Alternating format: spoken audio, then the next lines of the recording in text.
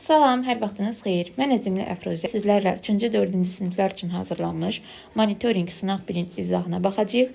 İzaha keçməzdən əvvəl kanalımıza abunə olub və digər dərslərdən məlumat almaq istəsəz, Telegram kanalımıza keçid edə bilərsiniz. İndi isə keçək monitoring sınağının izahına.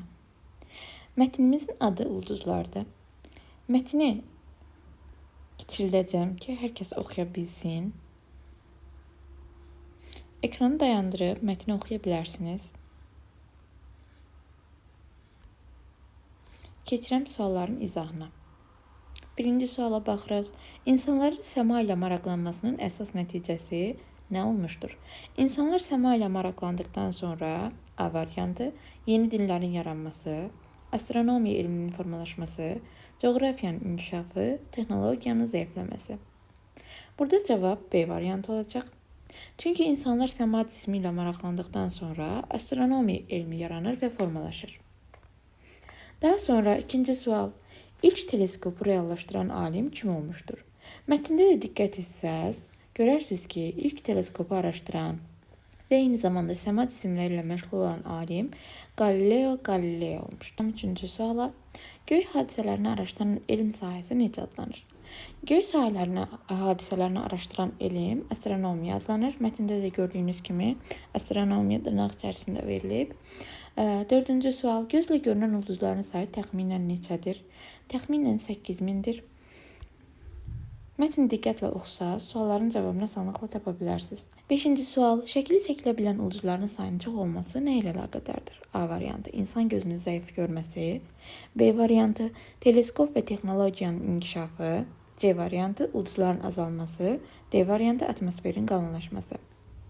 Burada cavab B variantı olacaq. Teleskop və texnologiya inkişaf edir ki, insanlar ulduzları istədiyi kimi görə bilir və şəklini çəkməsi asanlaşır. Altıncı sual.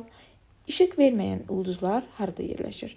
Günəş ətrafında, yer kürəsinin ətrafında, öz günəşi olan ulduzların ətrafında, planetlərin daxilində. Mətni diqqətlə oxusaz, burada öz günəşi olan ulduzların ətrafında gizlənmiş işıq verməyən ulduzlar haqqında məlumatı görə bilərsiniz. Keçirəm 7-ci suala. Ulduzların kainat kütləsinin 98%-ni təşkil etməsi nəyi göstərir? Ulduzlar əgər kainatın 98%-ni təşkil edirsə, bu kainatda əsas rol oynadıqlarını göstərir. 8-ci sual. Ulduzlar nə cür obyektlər hesab olunur? Ulduzlar, mətni də diqqətlə oxusaz, görərsiniz ki, qaz kütləsi olan işıqlı obyektlərdən ibarətdir. Ona görə bizim cavabımız olacaq C variantı. İndi keçək 9-cu suala. Bəzi ulduzların radiusunun günəşdən 1000 dəfə böyük olması nəyi sübut edir? A variantı ulduzlar eyni ölçüdə olduğunu, B variantı ulduzlar arasında ciddi ölçü fərqli olduğunu, C variantı günəşin ən böyük ulduz olduğunu, D variantı ulduzların dəyişmədiyini. Burada cavab B variantı olacaq, ulduzlar arasında ciddi fərq ölçüləri olduğunu. 10-cu sual. Ulduzların kütləsinin günəşinkindən fərqli olması hansı nəticəyə gətirir? A variantı hamısı eyni parlaqlıqda olur, xeyr. B variantı fiziki xüsusiyyətləri dəyişir. C variantı hamısı eyni spektrlidir. D variantı temperatur sabit qalır. Mətni diqqətlə oxusaz, görərsiniz ki, ulduzların hər biri müxtəlif spektrdən ibarətdir. Temperatur sabit qalması mətnlə əlaqəli deyil. Burada variantımız B variantı olacaq. Fiziki xüsusiyyətləri dəyişir. 11-ci sual. Ulduzların daxili qatları ilə atmosferindəki fərqlilik əsasən nədən asılıdır? Fikir versəz, mətndə də deyildiyi kimi, ulduzların daxili qatları atmosferdə nə ilə fərqlənir? Kütlə, radius və işıqlıqdan. 12-ci sual. Ulduz spektrlərinin fərqli olması nə ilə bağlıdır? Təbii ki, ulduzların hər biri fərqli xüsusiyyətlərə malikdir. Ona görə burada olacaq enerjinin paylanması. Çünki hər bir ulduza fərqli enerji kütlələri paylanılır. 13-cü sual. Ulduzların bu qədər müxtəlif olması hansı nəticəyə işarə edir? Ulduzların bu qədər müxtəlif olması təbii ki, kainatın fərqli quruluşa malik olduğunu sübut edir. Ona görə sadə quruluş olan variantı silirik. Göy cisimlərin eyni xüsusiyyətli olduğunu, xeyir. Kainatın mürəkkəb və zəngin struktura sahib olduğunu. Cavabımız olacaq C variantı. 14. Hansı cümlədə səhv yazılmış söz var? Bu saatı sənə kim alıb? B variantı. Hansı bədii əsərləri sevirsiniz? C variantı. Cəmaət meydana toplaşdı. Burada cəmaət sözü səhv yazılıb. Cəmaət sözünün yazılışı bu şəkildə olacaq. Cəmaət. Ona görə C variantını götürürük. 15-ci sual. Sözlərdən birinin leksik mənası yanlış verilmişdir. A variantı zəhimli, qəribə, nadir. Xeyr, zəhimli, əzəmətli, şöhrətli deməkdir. Ona görə elə bizim variantımız A variantı olacaq. Növbəti mətnimiz Sehirli meşədə doğulan dostluq mətnidir. Mətni ekranı saxlayaraq oxuya bilərsiniz.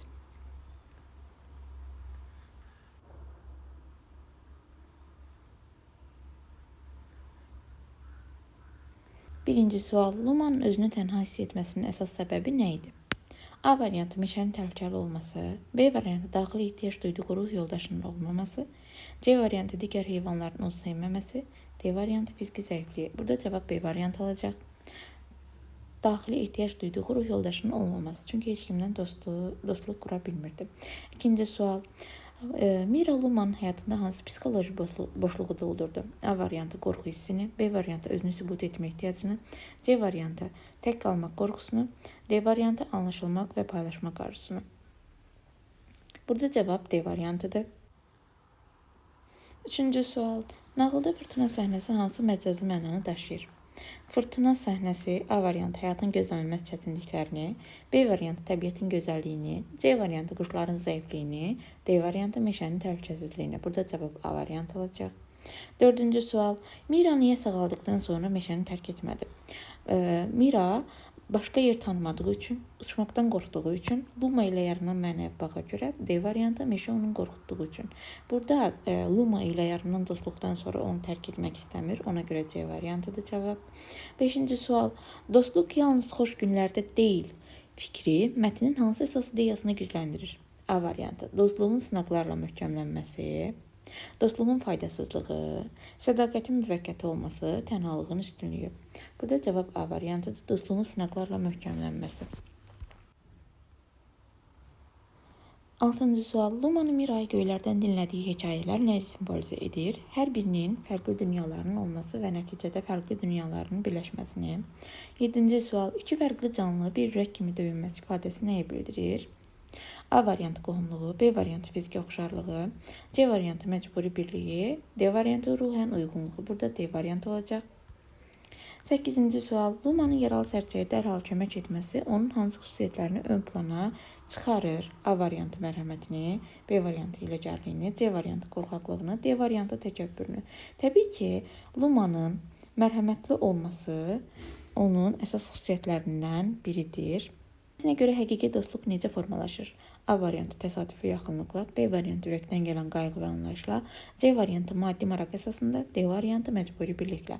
Ürəkdən gələn qayğı və anlayış nəticəsində dostluq formalaşır. 10-cu sual.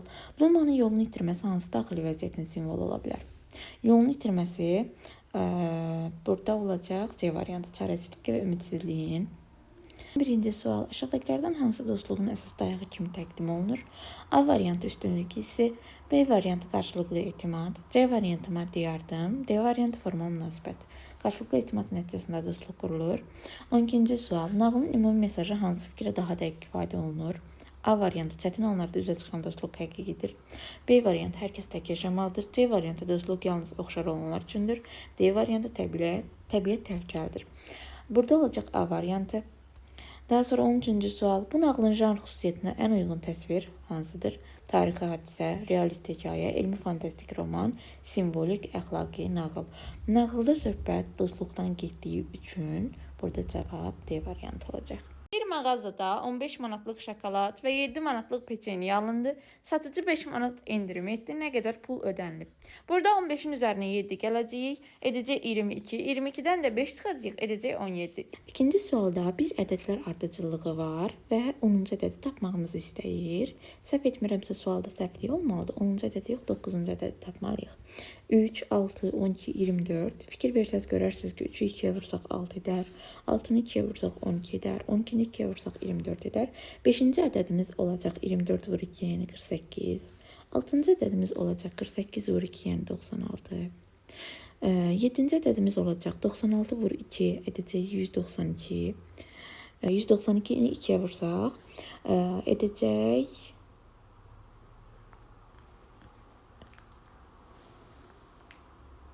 384. 384'ü 2'yə vursaq edəcək 768. 768'i 2'yə vursaq edəcək 1536. Cavab əslində 1536 olmalıdır, amma variantlarda verilməyib. Bu sualda bir qrup uşaqların sayı 36'dır. Onlar 4 bərabər qrupa bölündükdə hər qrupda neçə uşaq olar? Bu sual olduqca asandır. 36'ını 4'ə böləcək edəcək 9. Sonra 4-cü sual. Boş xanaya uyğun ədədi müəyyən edin. 4'də 2 dəqiqə neçə saniyədir? Bizdən onu soruşur. Biz nə edəcəyik? Bir dəqiqədə var 60 saniyə. 60'ı böləcəyik 4'ə. Vuracağıq 2'yə aldığımız ədədi. 60'ı 4'ə böləndə edir 15. 15'i 2'yə vuracağıq edəcək 30. 5-ci sual. İndi saat 18:00-dır. Saatın əqrəblərin əmələ gətirdiyi bucaq neçə dərəcədir? Balaca əqrəb əgər 18:00, yəni 6'nın üstündə durursa, böyük əqrəb də 12'nin üstündə, yəni dəqiqə əqrəbi 12'nin üstündə duracaq. Bu da təbii ki, hansı bucağı əmələ gətirəcək? 180 dərəcə açıq bucağı əmələ gətirmiş olacaq A variantı. 6-cı suala keçirəm.